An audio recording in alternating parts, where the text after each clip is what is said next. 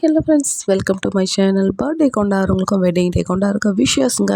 இங்கே பாட்டி ரொம்ப கடுமையாக விஜய் கிட்ட பேசுகிறாரு. என்னடா ஆச்சுன்னா உன் பொண்டாட்டின்ற இன்னைக்கு இந்த சொத்து பத்தெல்லாம் உனக்கோசரம் தானே நாங்கள் சேர்த்து வச்சுருக்குறோம்.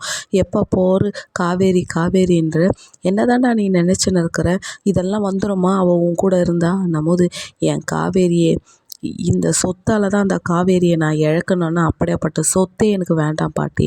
என் காவேரி தான் எனக்கு சொத்து.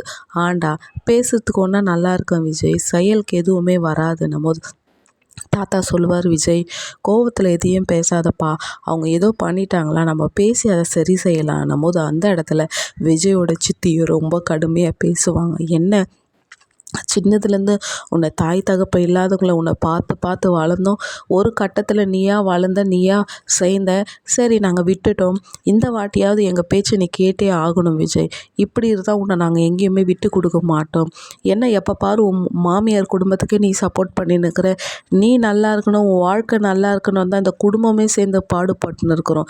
நீ அதை புரிஞ்சிக்காத எங்களெல்லாம் தூக்கி போட்டு பேசுகிறேன்னா அப்போ நாங்கள்லாம் என்னத்துக்கு விஜய்ன்ட்டு அப்படியே குடும்பமே சேர்ந்து விஜயை ரவுண்டு கட்டுறாங்கங்க.